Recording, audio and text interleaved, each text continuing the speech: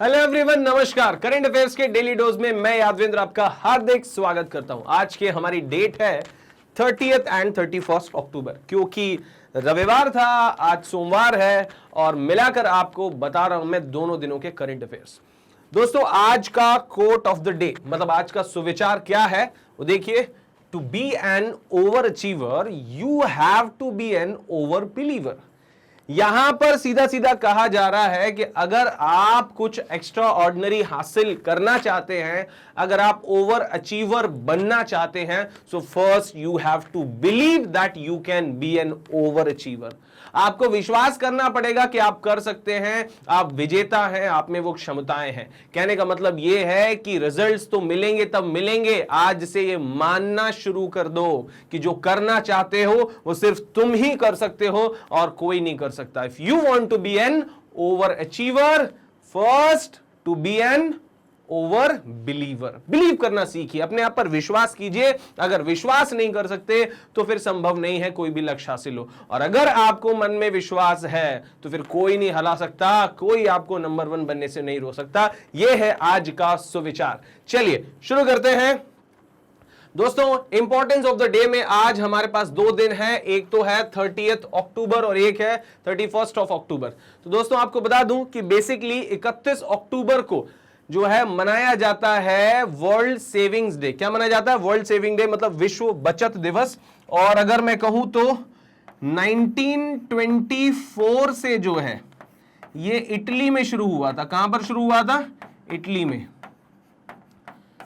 विश्व बचत दिवस, वर्ल्ड थ्रिफ्ट डे। और यहां पर भी बचत का मतलब यह है कि हम जो है पैसों को अपने घर में, अलमीरा में, डब्बों में, गद्दे के नीचे, तकिए के नीचे पैसे रखना बंद करें और इसे बैंक में जमा कराएं। यह संदेश देता है वर्ल्ड थ्रिफ्ट डे। लेकिन एज एन इंडियन अगर आपसे पूछा जाए कि भैया भारत में यह थ्रिफ्ट डे, भारत में यह बचत दिवस कब मनाया जाता है, तो भारत में यह बचत दिवस जो है वो 31st को नहीं मनाते। पूरे वर्ल्ड में 31st को मनाते हैं, पर भारत में यह 30th को मनाते हैं, विश्व बचत दिवस। अब क्यों ऐसा है भैया, भारत में विश्व बचत दिवस 30 को क्यों मनाते हैं? तो ऐसा कहा जाता है कि भैया क्योंकि 31st ऑफ अक्टूबर को इंदिरा गांधी जी की पुण्यतिथि भी है। उनका असैसिनेशन हुआ था, उनकी राजनीतिक हत्या हुई थी। तो इंदिरा गांधी जी की पुण्यतिथि के कारण इसे जो है, मतलब ये कि जो सेविंग्स डे है वो 31 को ना मनाकर 30 तारीख को मनाया जाता है इंडिया में। क्लियर है? World savings day. और ओवरऑल वर्ल्ड में कब मनाया जाता है? 31st ऑफ अक्टूबर को। कब शुरू हुआ था? 1924 में, आप याद रखेंगे। अच्छा दोस्तों, फिर उसके बाद बात करें तो अगला एक और डे हमारे पास नेशनल यूनिटी डे। जैसा कि मैं बता चुका हूं, पुण्यतिथि भी है इंदिरा गांधी जी की, 31 तारीख को ही है। और यहां पर ये नेशनल यूनिटी डे है, ये भी 31 अक्टूबर को है। ये है सरदार वल्लभ भाई पटेल की बर्थ एनिवर्सरी। अब सरदार वल्लभ भाई पटेल की जो बर्थ एनिवर्सरी है, आपको बता दूं कि 1875 में नडियाड में, है ना, नडियाड महाराष्ट्र में पैदा हुए थे सरदार वल्लभ भाई पटेल। और एक और बात बता दूं कि ये जो सरदार वल्लभ भाई पटेल है, जो कि ये स्टैच्यू ऑफ यूनिटी बनी है, दुनिया की सबसे ऊंची मूर्ति है। और यूनिटी डे इसलिए मनाया जाता है क्योंकि ये जो सरदार वल्लभ भाई पटेल हैं, इन्होंने भारत की सारी रियासतों को एक किया और एक राष्ट्र के रूप में परिवर्तित किया हमारी आजादी के समय। और इसलिए उन्हें जो है श्रद्धांजलि देने के और उन्हें जो है शुभकामनाएं देने के उद्देश्य से देश की एकता के प्रतीक के रूप में हर साल 31 अक्टूबर को, 31st ऑफ अक्टूबर को मनाया जाता है। क्या मनाया जाता है? National unity day. आप याद रखेंगे, ठीक है? ओके, चलिए आगे बात करते हैं।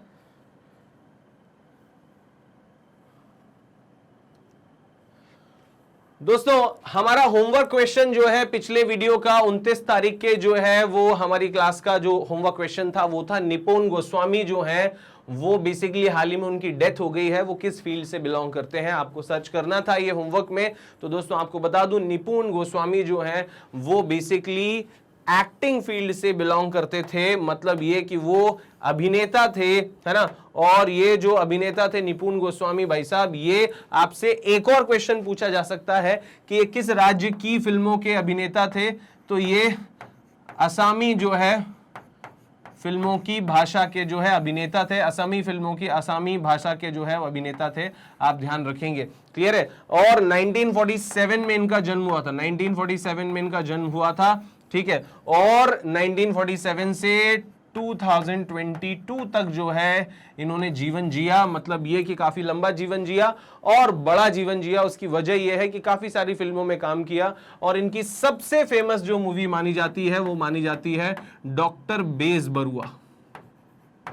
डॉक्टर बेजबरुआ जो है इनकी बहुत फेमस मूवी मानी जाती है ना। और डॉक्टर बेजबरुआ 2 भी है, 2 मूवी बनी थी, ये उनकी फेमस है, काफी सारी मूवीज में काम किया, लेकिन ये जो है उनकी सबसे फेमस मूवी आप याद रखेंगे, निपुण गोस्वामी, जो कि एक वेटरन फिल्म एक्टर थे असमी भाषा के। Insurance regulatory and development authority of India IRDA has allowed repartition या सॉरी मुझे कहना चाहिए repatriation up to what % of additional fixed capital to allow free movement of capital to overseas reinsurance branches। देखिए simple सी बात है, यहां पर उन्होंने कहा है एडा ने ये कि भैया कितना रिपैट्रिएशन अलाउ है ना, कितना रिपैट्रिएशन मतलब जहां से बिलोंग करते हैं वहां पैसा ले जाना, संबंधित जगह पर पैसा ले जाना, है ना। एडिशनल फिक्स्ड कैपिटल जो है कंपनियों की, इंश्योरेंस कंपनियों की, to allow free movement of capital to overseas reinsurance branches. जो ओवरसीज की री इंश्योरेंस ब्रांचेस हैं वहां पर जो है कितना कैपिटल ले जा सकते हैं। सबसे पहले तो बता दूं, री इंश्योरेंस मतलब होता है हमने इंश्योरेंस कंपनी से इंश्योरेंस कराया, इंश्योरेंस कंपनी भी जब अपना इंश्योरेंस करा लेती है अपने बिजनेस का, अपने जो है एसेट्स का, तो उसे री इंश्योरेंस बोला जाता है। तो ये विदेशी री इंश्योरेंस जो है, री इंश्योरर जो होते हैं वो फिक्स्ड कैपिटल का कुछ हिस्सा जो है विदेश ले जा सकते हैं, विदेश ब्रांचेस ले जा सकते हैं। तो कितना % अलाउ किया एडा ने, आपको बता दूं एडा है insurance regulatory development authority of India, IRDAI, जिसका हेड ऑफिस हैदराबाद में है। तो ये कह रही है IRDAI कि अगर विदेशों में जो ब्रांचेस हैं उसके लिए कितना फिक्स्ड कैपिटल का हिस्सा विदेश ले जाया जा सकता है, री इंश्योरेंस कंपनियां जो ले जा सकती हैं वो है 20% तक। कितना % तक? 20% तक आप याद रखेंगे। इज दैट क्लियर, है ना। ये जो आंसर है आपसे पूछा जाए IRDAI का जो हेड ऑफिस किधर पड़ता है तो आप बता देंगे इसका हेड ऑफिस जो है वो हैदराबाद में है। चलिए आगे बात करते हैं। और ये जो इंश्योरेंस जो ये है, ये इंश्योरेंस रेगुलेटर है, मतलब ये कि इंश्योरेंस कंपनी, जैसे बैंकों को कंट्रोल कौन करता है RBI, वैसे इंश्योरेंस कंपनीज को कंट्रोल करता है IRDAI, insurance regulatory development authority of India.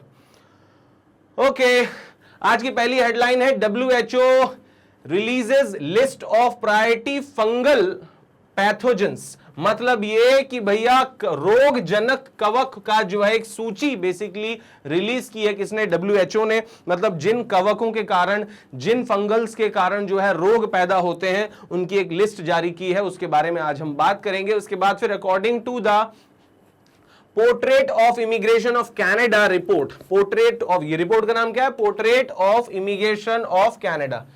ये रिपोर्ट है recently India is the leading country of birth for immigration. मतलब ये कि भैया कनाडा की इस रिपोर्ट में साफ कहा गया है कि अगर दुनिया में सबसे ज्यादा किसी देश के लोग हमारे देश में बसने को आ रहे हैं, इमिग्रेंट्स बन रहे हैं, अप्रवासियों के तौर पर भारत में आ रहे हैं, तो वो भारत के लोग हैं। क्लियर है? तो ये इस पर भी हम डिस्कशन करेंगे, ऐसा क्यों हो रहा है और वहां पर किस हद तक ये हो रहा है ना, उस पर भी हम जानकारी जुटाएंगे। फिर बात करते हैं, China has launched the first inhalable vaccine. मतलब ये कि भैया इनहील करने वाली, मतलब ये कि भैया सांस से जो है अंदर खींचने वाली पहली वैक्सीन जो है कोरोना की, चाइना ने कोविड की जो है वो डेवलप की है। चीन ने कोविड के खिलाफ पहला इनहेलेबल वैक्सीन जो है लॉन्च कर दिया। मतलब अभी तक उसने ऐसी कोई वैक्सीन नहीं लॉन्च की थी। आपने देखा होगा इनहेलर होते हैं जिनको ऐसे करके ऐसा इनहील कर लेते हैं, और ये जो है वैक्सीन का काम करेगा। तो इस तरह की वैक्सीन अपनी पहली किसने लॉन्च की है? चाइना ने। आपसे पूछा जाए हाल ही में किस देश ने ऐसा किया, तो चाइना ने किया। India recently celebrated the 30th anniversary of relations with which जो है बेसिकली विद आसियान। यहां पर ये कहा जा रहा है कि आसियान के साथ जो है हम अपने संबंधों का 30वां वर्षगांठ या 30वीं वर्षगांठ सेलिब्रेट कर रहे हैं। 1992 से आसियान के साथ हमारे संबंध शुरू हुए। आसियान बोले तो association of south east Asian nation, जो कि 1967 में एस्टेब्लिश हुआ था। आसियान देश, उसके संबंध और भारत के साथ उसके संबंध जो है उस पर हम आज चर्चा करेंगे, जिसके साथ हम अपने 30 वर्षों की जो है रिलेशंस की वर्षगांठ मना रहे हैं। एग्जाम में आपसे पूछा जाएगा हाल ही में इनमें से किस संगठन के साथ हमारे 30 वर्ष जो है हमारे संबंधों के पूरे हो चुके हैं, तो आप बता देंगे। चलिए उसके बाद फिर आगे बात करते हैं friends. Doctor Shefali Juneja has been appointed as the chairman of air transport committee of the international civil aviation Organization. फिर से बोल रहा हूं, doctor Shefali Juneja has been appointed as the chairman of या chairperson of the Air transport committee of the international civil aviation Organization. आपको बता दूं दोस्तों, इंटरनेशनल सिविल एविएशन ऑर्गेनाइजेशन जो है इसका हेड ऑफिस पड़ता है मॉन्ट्रियल कनाडा में। कहां पड़ता है? मॉन्ट्रियल कनाडा में। तो इंटरनेशनल सिविल एविएशन ऑर्गेनाइजेशन के अंतर्गत एयर ट्रांसपोर्ट कमेटी की जो चेयरपर्सन बनी है वो बनी है डॉक्टर शेफाली जुनेजा। शेफाली जुनेजा का नाम आप याद रख लेंगे। इसके बारे में और भी ज्यादा हम डिस्कशन करेंगे आज हम अपने जो है करंट अफेयर्स में, एमसीक्यूज में। उसके बाद फिर बात करें तो 22,400 करोड़ रुपए का एग्रीमेंट जो है ग्रीन अमोनिया और ग्रीन हाइड्रोजन प्रोजेक्ट के लिए राजस्थान ने साइन किया है। राजस्थान ने ग्रीन अमोनिया और ग्रीन हाइड्रोजन प्रोजेक्ट के लिए 22,000 करोड़ रुपए का एग्रीमेंट साइन किया है, 22,400 करोड़ का। अब किस कंपनी के साथ साइन किया है उस पर आज हम बात करेंगे, ठीक है। फिर NASA and India jointly studied interaction between microbes in the space station. मतलब ये कि इंडिया ने और नासा ने साथ में मिलकर जो है जीवाणुओं पर और रोगाणुओं को के आपस में इंटरेक्शन पर, मतलब वहां जो अंतरिक्ष में जब वो रोगाणु इंटरेक्ट करते हैं आपस में, किस तरह से रिएक्ट करते हैं, वो नष्ट होते हैं या बढ़ते हैं, कैसे जो है उनका बिहेवियर होता है, इस पर स्टडी की है, ताकि फ्यूचर में जो है बेसिकली रोगाणु और जीवाणुओं की रोकथाम में जो है अंतरिक्ष में हेल्प मिले। तो इस पर रिसर्च नासा और इंडिया दोनों मिलकर कर रहा है। दोस्तों recently Sprite a brand of Coca Cola become a $1 billion brand in India. देखिए सिंपल सी बात है, स्प्राइट सबने जो है बेसिकली सुना होगा नाम, हमारे यहाँ के एक सॉफ्ट ड्रिंक का है। हालांकि कोका कोला जो है उसका ही ये ब्रांड है एक, है ना, स्प्राइट। और स्प्राइट अकेला जो है, जो कोका कोला एक अम्ब्रेला जो है वो या पेरेंट कंपनी है उसकी, तो कोका कोला के अंडर में जो स्प्राइट है वो स्प्राइट अकेले ब्रांड की वैल्यू जो है $1 बिलियन हो गई है। और वहां की कंपनी का कहना है कि ये सब इस देश के लोगों की देन है। सोचिए, मतलब ये कि हम सॉफ्ट ड्रिंक में इतना डूब गए हैं कि एक सॉफ्ट ड्रिंक बनाने वाली कंपनी को हमने $1 बिलियन कंपनी बना दिया है। Very good. Sangeeta Verma appointed as the working chairman या chairperson of Competition Commission of India. Sangeeta Verma को कंपटीशन कमीशन ऑफ इंडिया, है ना, कंपनियों के बीच में कोई भी कंपटीशन हो तो वो हेल्दी कंपटीशन हो, कोई भी अनफेयर वर्क जो है वो ना किया जाए, कोई भी जो है इलीगल एक्टिविटीज ना हो, उसका ध्यान रखती है competition Commission of India. Sangeeta Verma जो है इसकी अध्यक्ष बनी है। और ये कंपटीशन कमीशन ऑफ इंडिया आपको बता दें दिल्ली में इसका हेड ऑफिस है। 2003 में जो है इसकी शुरुआत हुई थी, है ना, और आगे अभी और भी डिस्कशन बाकी है। मैं भी सुभाष, ये प्रोग्राम जो है देश में लॉन्च हो गया है और मैं भी सुभाष के तहत सुभाष चंद्र बोस के मूल्यों, उनकी सोच को आगे ले जाने के लिए, युवाओं को जागरूक करने के लिए जो है मैं भी सुभाष कैंपेन हमारे देश में चलाया जा रहा है। क्योंकि आने वाला जो साल है 2000 बेसिकली जो 23 आएगा वो जो है 125वीं जयंती जो है होगी किसकी? सुभाष चंद्र बोस की। और उसके उपलक्ष्य में जो है ना, मैं भी सुभाष कार्यक्रम जो है वो शुरू किया जा रहा है ना। 125 साल जो है वो कंप्लीट हो रहे हैं उनके जन्म को। तो ये किस राज्य में या यूनियन टेरिटरी में शुरू किया गया है और उसके क्या मायने हैं वो सब भी आज हम डिस्कस करेंगे। मैं भी सुभाष कार्यक्रम दोस्तों, ये जो है बेसिकली जो हर वीडियो में मैं अभी तक आपको बताता रहा हूं, इनफैक्ट कल तक ये बताता रहा हूं कि ये हमारा बहुप्रतीक्षित प्रोजेक्ट है। और ये जो है वो बेसिकली वो बुक्स हैं जो हमारे और आपके बीच में ब्रिज का काम करेंगी। इसमें जो है मल्टीपल चॉइस क्वेश्चंस बहुत सारे होंगे, लेटेस्ट और अपडेटेड क्वेश्चंस होंगे, है ना, बेसिक क्वेश्चंस होंगे, मीडियम लेवल के क्वेश्चंस होंगे, एडवांस क्वेश्चंस होंगे। ये सब कुछ जो है हम बेसिकली आपको इनमें प्रोवाइड करेंगे। और असली असली खुशखबरी ये है कि अगर आप इन बुक्स को प्राप्त करना चाहते हैं, अगर आप ये जो माइंड ब्लोइंग जो हमने मेहनत की है, अगर आपका रिजल्ट इसका रिजल्ट आप अपने हाथों में पाना चाहते हैं, तो नीचे दिए ये जो वीडियो आप देखेंगे इसके डिस्क्रिप्शन में हमने एक लिंक दिया हुआ है, उस लिंक पर आपको इस बुक के लिए रजिस्टर करना होगा। तो दोस्तों आप इस बुक के लिए रजिस्टर करिए और जल्दी ही अपनी कॉपी अपने पास प्राप्त कीजिए। Is that clear? तो दोस्तों उम्मीद है आप सब जो है इस वीडियो के लिंक में क्लिक करेंगे और सारी ये बुक्स जो है वो आप प्राप्त करेंगे, क्योंकि ये है लेटेस्ट पैटर्न पर आधारित बैंकिंग और इंश्योरेंस एग्जाम के लिए very very very useful books bye magnet brains. मतलब ये कि बैंकिंग अवेयरनेस, क्वांटिटेटिव एप्टीट्यूड और रीजनिंग। क्लियर है? और भी सारे सब्जेक्ट्स हैं जिनकी बुक्स आपके लिए अवेलेबल रहेगी। जैसे आप वो लिंक पर क्लिक करेंगे तो आप जो है वहां पर रजिस्टर कर सकते हैं, बुक प्राप्त करने के लिए अप्लाई कर सकते हैं। ओके दोस्तों, आज का हमारा जो पहला क्वेश्चन है वो है which institute release the list of priority fungal pathogens. देखिए सिंपल, प्राथमिकता कवक रोगजनकों की सूची किसने जारी की है? तो आप खुद जानते हैं, WHO ने, वर्ल्ड हेल्थ ऑर्गेनाइजेशन ने ये जो लिस्ट है वो जारी की है। ध्यान रखेंगे, वर्ल्ड हेल्थ ऑर्गेनाइजेशन WHO, जिसका हेड ऑफिस जिनेवा में है ना। कोरोना में बड़ा इंपॉर्टेंट रोल प्ले किया इसने। टेड्रोस एडोनिम जो है इसके हेड है ना। और ये जो WHO है इसने फाइनली जो है वो लिस्ट जारी की है, फंगल पैथोजेंस जो होते हैं या रोगजनक होते हैं उनकी लिस्ट जो है वो जारी की है। और इसका ये भी कहना है कि the most common fungal pathogens on the priority list 19 are classified. मतलब ये कि 19 तरह के फंगस का जो है वो पहचान किया गया है जिनसे रोग जो है वो पैदा होते हैं। क्लियर है? हालांकि लेकिन उनमें से 3-4 ही जो है वो मेन होते हैं, इंपॉर्टेंट होते हैं। तो अब वो जो 3-4 हैं वो कौन कौन से हैं? तो इसमें यहां पर साफ साफ बताया गया कि इनमें से 4 फंगल रोगजनक होते हैं। 19 तरह के फंगल होते हैं लेकिन 4 जो है वो रोगजनक होते हैं। कौन कौन से? क्रिप्टोकोकस नियोफॉर्मस, उसके बाद एस्परगिलस फ्यूमेगिट्स, है ना, और कैंडिडा अल्बिकन्स, और उसके बाद कैंडिडा ऑरिसस। ध्यान रखिए यहां पर क्रिप्टोकोकस नियोफॉर्मस, उसके बाद फिर यहां पर लिखा हुआ है एस्परगिलस फ्यूमिगेट्स, फिर कैंडिडा अल्बिकन्स और कैंडिडा ऑरिस। ये जो है नाम बेसिकली यहां पर लिखे हुए हैं। देखिए चारों का नाम आपको याद रखना है ना।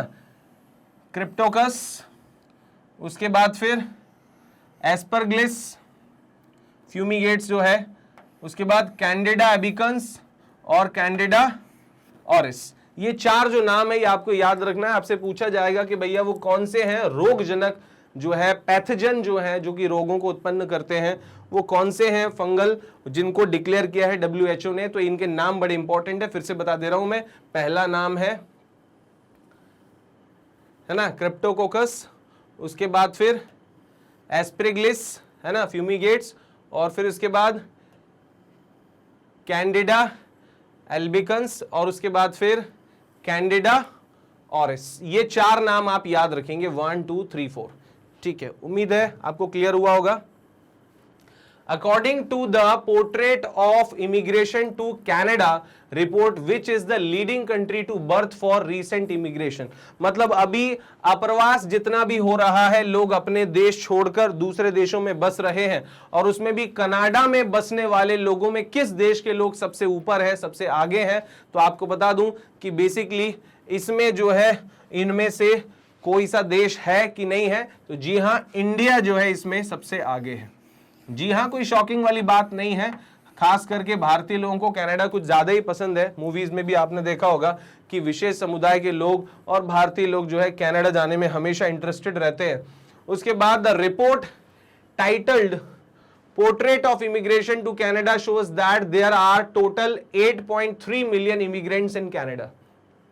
अब आप सोचिए कि 8.3 मिलियन कितना होता है? लगभग 83 लाख जो है इमिग्रेंट्स हैं कनाडा में, 83 लाख। अब ये जो 83 लाख जो इमिग्रेंट्स हैं उनकी बात जो है अगर की जाए तो भाई साहब ये largest ever population of Canada, मतलब largest ever immigrants population of Canada. मतलब अभी तक इतने सारे इमिग्रेंट्स कभी जो है वो नहीं थे।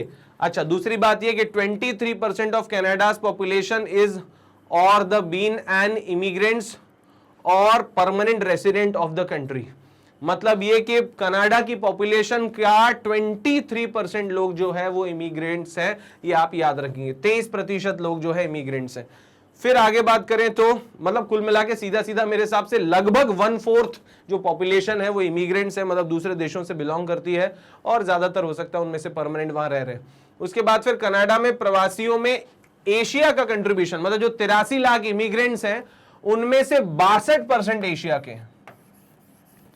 आप ये सोचिए, मतलब ये कि लगभग 83 लाख में से 50 लाख लोग किधर से हैं? एशिया से हैं। एशिया के लोग कनाडा जाते हैं भाई साहब। अच्छा, उसमें भी आपको सुन के बड़ा गर्व महसूस होगा, या जैसा भी महसूस हो वो तो आप ही जानते हैं कि भैया उसमें से भी 18.6% लोग भारत से आते हैं, जो हाल के अप्रवास के लिए जन के लिए अग्रणी देश है। मतलब ये कि कहने का मतलब सबसे ज्यादा इमिग्रेशन अगर कहीं से हो रहा है, सबसे ज्यादा किसी देश के लोग कनाडा में पहुंच रहे हैं, तो वो कहां के पहुंच रहे हैं? भारत के पहुंच रहे हैं। मतलब ओवरऑल 83 लाख में से 18.6% लोग जो हैं वो किधर के हैं? तो वो जो है भाई साहब इंडिया के हैं, आपको याद रखना है। उसके बाद Canada's immigrant population will grow by 34% by 2041। मतलब जैसा कि मैंने इस स्लाइड में आपको समझाया था कि 23% जो आबादी है कनाडा की वो इमिग्रेंट्स हैं, वो बेसिकली 2041 तक, मतलब कि आज से लगभग 17 साल बाद, 18 साल बाद जो है कनाडा की 41% पॉपुलेशन जो है वो इमिग्रेंट्स की होगी। मतलब दूसरे देश से आए और दूसरे देश से आकर कनाडा में बसने वाले लोगों की संख्या जो है 41% हो जाएगी। तो मुझे लगता है कि किसी भी देश के लिए शायद हो सकता है ये चिंताजनक बात हो कि लोग अपना अपना देश छोड़ के उधर जा रहे हैं, है ना। तो इसीलिए जो है ये रिपोर्ट कनाडा ने जो है जारी की है। उसके बाद फिर बात करें तो which country has launch the first inhalable vaccine against Covid. तो अभी हमारा डिस्कशन हुआ कि कोविड के अगेंस्ट में फर्स्ट उसकी इनहेलेबल वैक्सीन किसकी आई है? तो चाइना की आई है। किसकी आई है? चाइना की आई है ये इनहेलेबल वैक्सीन। इसके बारे में और देखते हैं क्या पढ़ना है हमें। तो आपको बता दें, चीन ने अपने जो है लोगों के लिए एक इनहेलेबल कोविड-19 वैक्सीन देना जो है वो शुरू कर दिया है। शंघाई शहर प्रशासन के अनुसार वैक्सीन की मुफ्त बूस्टर खुराक उन लोगों को उपलब्ध कराई जा रही है जिनका पहले ही टीकाकरण हो चुका है। मतलब यह कि जिनका टीकाकरण नहीं हुआ उनको जो है इनहेलेबल वैक्सीन पहले नहीं दी जा रही, पहले जिनका टीकाकरण हो चुका है इनको दी जा रही है कि मतलब पक्का ये तय हो जाए कि भैया इनको अब कोविड नहीं होगा, सुरक्षित किया जा रहा है उन्हें। This include a miss that the breath in through the lips, है ना। यहां पर सीधा सीधा बोला जा रहा है कि ये नीडल फ्री जो है vaccine are expected to increase the vaccination rates in the countries with weak health system. मतलब जो वीक हेल्थ सिस्टम अभी चाइना का चल रहा है, इसमें एक धुंध भी शामिल है जो होठों के माध्यम से सांस लेती है। मतलब ये कि बेसिकली यहां पर ये इस तरह से जैसे ये बोल के बताया जा रहा है, यहां पर होठों के माध्यम से इसे इनहील किया जाएगा और ये हमारे गले में उतर जाएगा, जो कि कोरोना के इन्फेक्शन को रोकेगा, या ये कह लें कि कोरोना से हमें इम्यूनिटी प्रदान करेगा, हमें मतलब कि चाइनीज लोगों को, ऐसा यहां पर बोला जा रहा है। ठीक है। फिर India has recently celebrated the 30th anniversary of relations with which regional block. मतलब भैया किस जो है क्षेत्रीय ब्लॉक के साथ, क्षेत्रीय संगठन के साथ हाल ही में अपने संबंधों की 30वीं वर्षगांठ हमने सेलिब्रेट करी। तो आपको बता दें, ASEAN, association of south east Asian nation, ये खुद स्टैब्लिश हुआ था 1967 में। इसमें 10 जो हैं वो सदस्य देश हैं, 10 देश हैं, लेकिन भारत के साथ इनके संबंध बने, वो भारत के साथ जो संबंध शुरू हुए आसियान और भारत के संबंध, वो 1992 में हुए। क्लियर है। तो हम जो है वो कौन सी वर्षगांठ मना रहे हैं? 30वीं वर्षगांठ मना रहे हैं आसियान के साथ में, association of south east Asian nation, ये आपको याद रखना है। आइए जान लेते हैं इसके बारे में। The 7th ASEAN India ministerial meeting on agriculture and forestry was held under the co-chaired by Union Agriculture Minister Narendra Singh Tomar. Clear है। मतलब ये कि ये जो मीटिंग है 7th Asian Indian ministerial meeting जो हुई, वो नरेंद्र सिंह तोमर ने जो है उसकी अध्यक्षता की, को-चेयर किया, है ना। और उसके बाद the meeting also welcome 30th anniversary of ASEAN India relations, है ना। मतलब ये कि इसमें जो है भारत और आसियान के 30वें जो है वर्षगांठ मनाई गई संबंधों की, और इस सम्मेलन की जो अध्यक्षता की, को चेयर जो किया, वो किया किसने? नरेंद्र सिंह तोमर भाई साहब ने किया, जो हमारे कृषि मंत्री हैं। Progress in activities under the medium term action plan for ASEAN India cooperation was reviewed, मतलब ये कि हमारा जो मीडियम टर्म प्लान है 21 से 25 का, इसकी भी समीक्षा की गई। भैया बेसिकली 5-5 साल के टारगेट लेके चल रहा है इंडिया और आसियान। तो इंडिया आसियान जो 5-5 साल के टारगेट लेके चल रहे हैं, इन्होंने मिलके जो है अपना ये जो शॉर्ट टर्म प्लान है उसको रिव्यू किया है कि 2025 तक हम क्या क्या करने वाले हैं।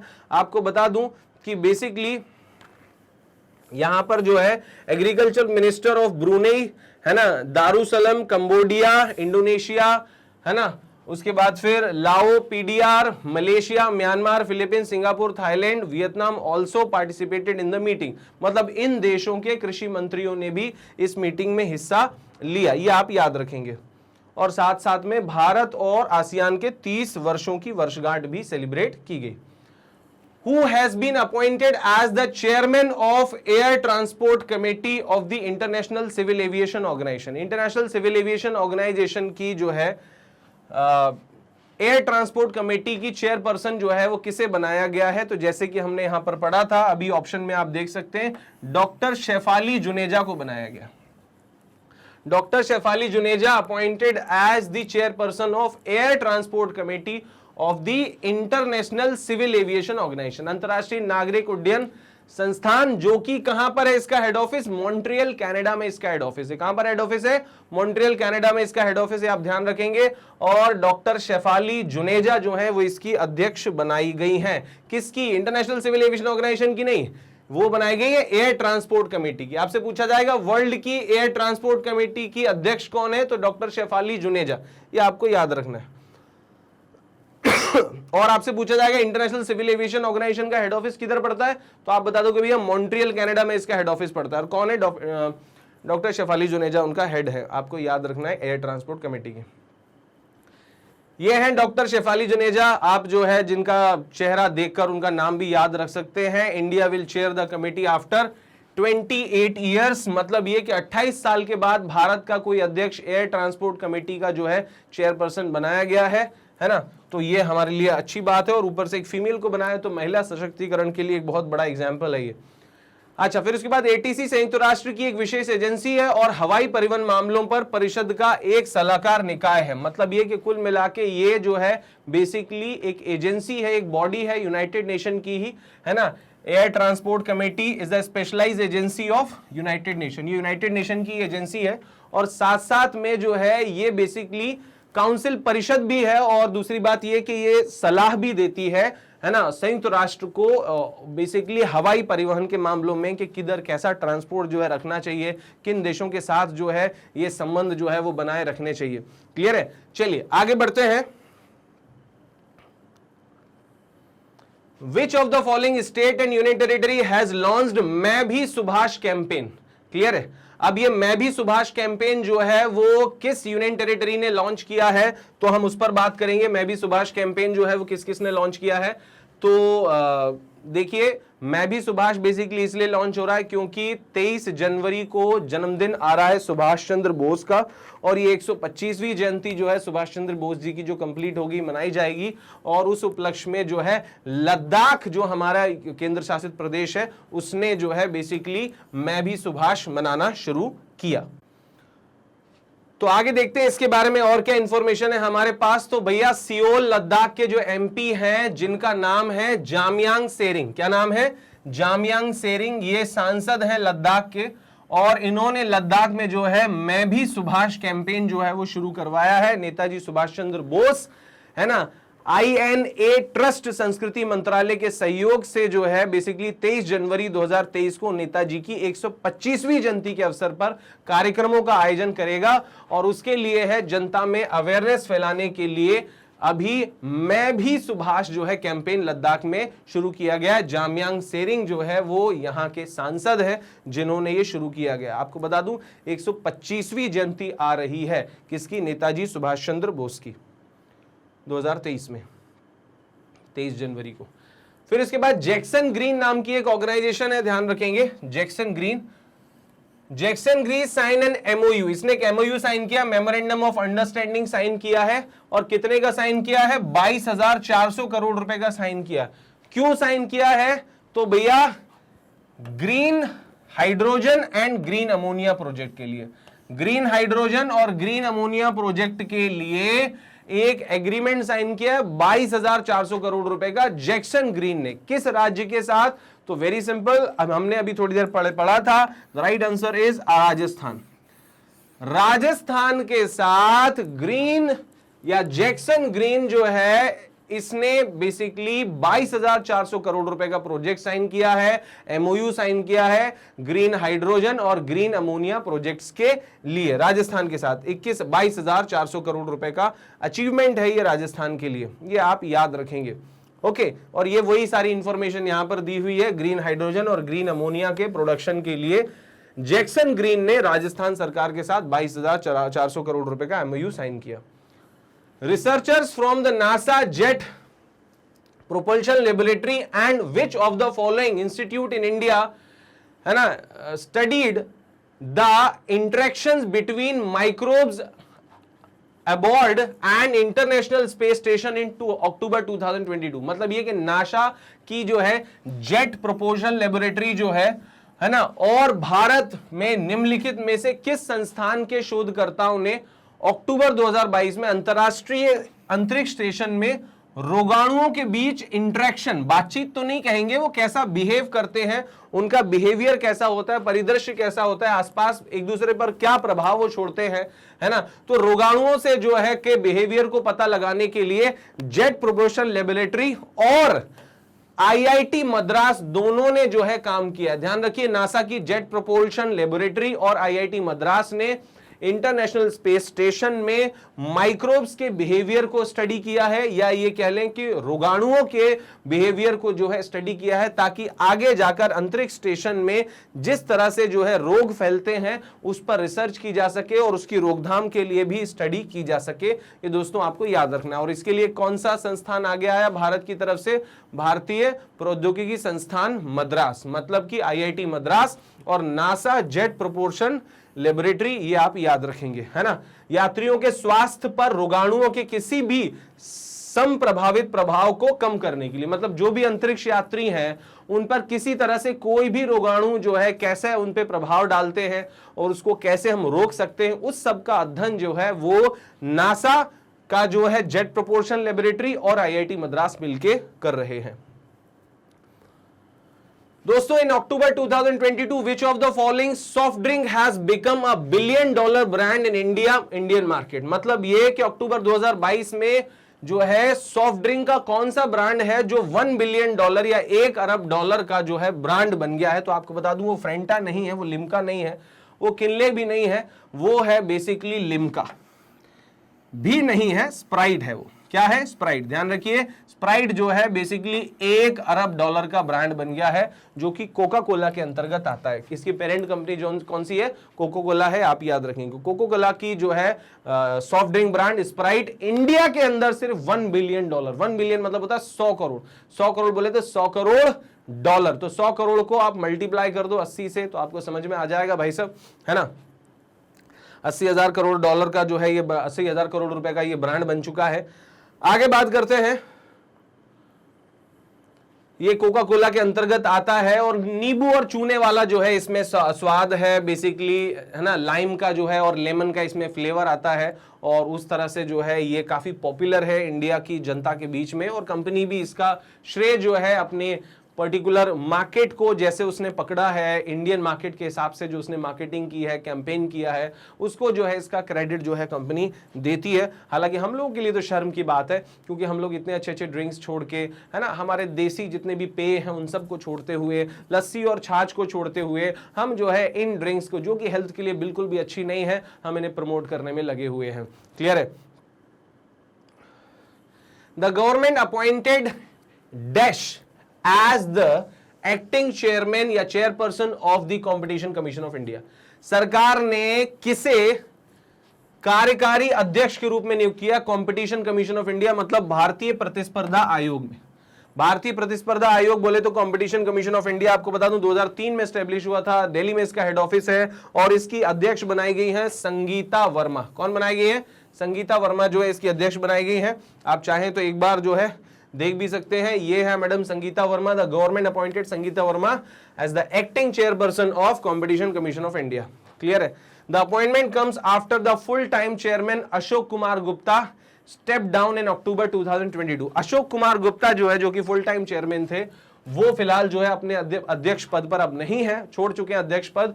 तो अशोक कुमार गुप्ता की जगह पर अब कुछ समय के लिए कार्यकारी अध्यक्ष जो है वो बन रही हैं, नाम है उनका संगीता वर्मा, आप याद रखेंगे।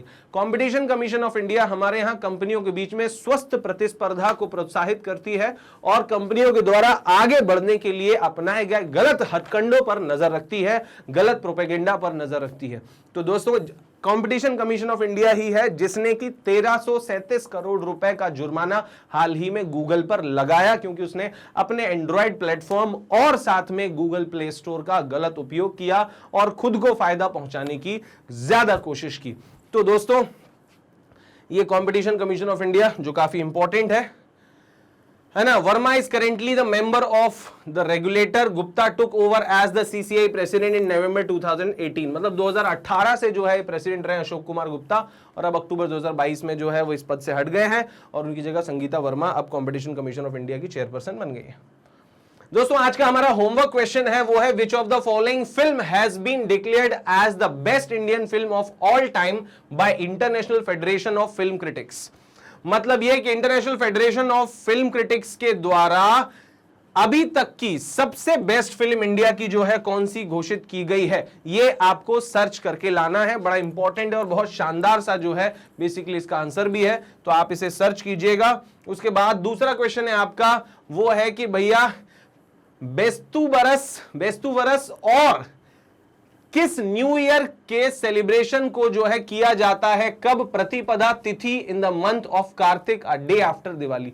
मतलब कार्तिक महीने में प्रतिपदा तिथि पर, मतलब दिवाली के अगले दिन जो है वो बेस्तु वर्ष या कौन सा न्यू ईयर मनाया जाता है। मतलब ये कि ये फ्लैग न्यू ईयर मनाया जाता है, गुजराती न्यू ईयर मनाया जाता है, पंजाबी न्यू ईयर मनाया जाता है, मणिपुरी न्यू ईयर मनाया जाता है, बंगाली न्यू ईयर मनाया जाता है, ये कौन सा है, तो ये भी आपको पता करना है। बड़ा ही इंपॉर्टेंट सा और शानदार सा इंटरेस्टिंग है। हो सकता है कि अगले महीने जो एग्जाम आप दें उसमें आपसे पूछा जाए कि बताइए इस राज्य का न्यू ईयर का नाम क्या है, या ये बेस्तु वर्ष जो है वो किस राज्य का न्यू ईयर। तो ये आज का होमवर्क क्वेश्चन दूसरा, आप इन्हें पता लगाइएगा। नेक्स्ट जो है वो वीडियो में मैं इनके जवाब आपको दूंगा, तब तक आप इन्हें सर्च कीजिए।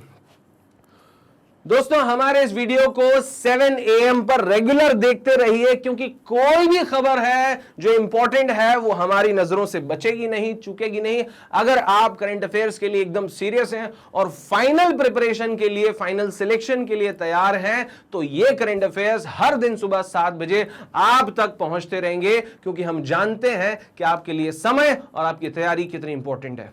तो दोस्तों, हमारे चैनल मतलब मैग्नेट ब्रेन्स बैंकिंग को लाइक कीजिए, शेयर कीजिए और जितना हो सके सब्सक्राइब भी कीजिए। और दोस्तों, आज के लिए फिलहाल इतना ही, मिलते हैं अगले दिन सुबह 7 बजे। थैंक यू एवरीवन, जय हिंद।